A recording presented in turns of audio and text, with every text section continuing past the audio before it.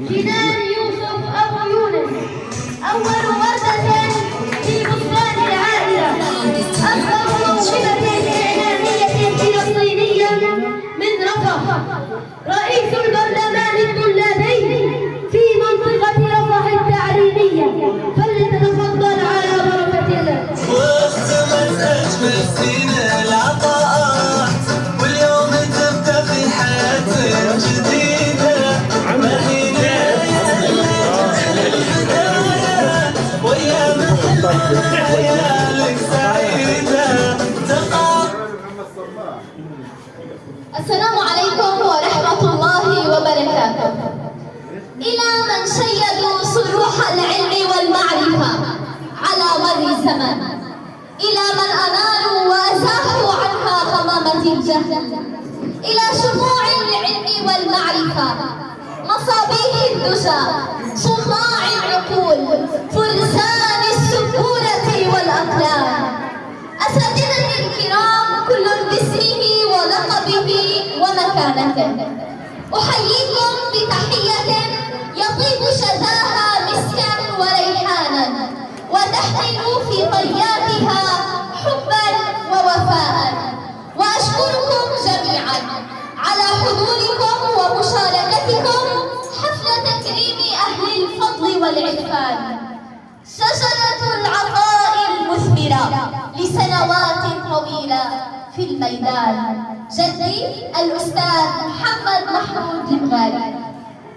الاسم الذي يردده مدراء ومعلمي وطلاب وأبناء أهل مخيم المغازي الكرام، القامة التربوية، الأب المثالي، المربي الفاضل، القوي الشامخ، بذل كل جهد فكري وجسدي وعاطفي لخدمة أهل مخيم المغازي على مر السنين، طيب معشره وحسن معاملته ورقي أخلاقه جعل كل من عمل معه أو عرفه يجد له التقدير والاحترام ويشهد له بالتميز والإبداع.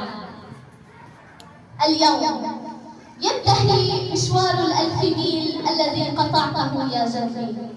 اليوم تترك في قلوبنا أيها المربي الفاضل، اليوم تترك الميدان المدرسي الذي تعشقه وتحبه بعد 38 عاما من العطاء، أثرا طيبا وبصمات ثابتة في أرجاء مدارسنا. أفتخر بك يا جدي يا صانع الأبطال، يا مربي الأجيال، فأنت فخرنا الدائم وفخر لكل من تخرج على يدك أو تعلم منك أو سام لك. فباسمي وباسم طلاب مخيم المغازي الكرام وباسم الأجيال التي تتلمذت على يديك، هنيئا لك يا ملك العطاء، هنيئا لك هذا الميدان الشريف يا ملك العطاء، هنيئا لك هذه العقول وهذه الأجيال التي ربيتها. اليوم حقا علينا شكرك، فاقبل مني التحية ومن الله السلام. أدام الله عليك الصحة والعافية يا جدي، يا مجد العصور وأسدها، يا كل الوجود، وبدونك الدنيا عدم.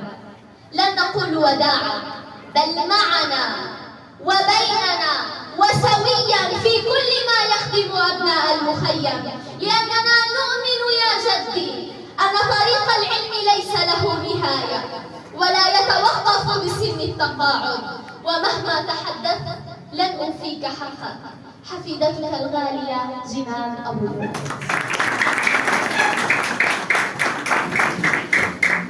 وكما تحدثت أنه كل كلمات الشكر لن توفيك حقك يا جدي يا ملك العطاء.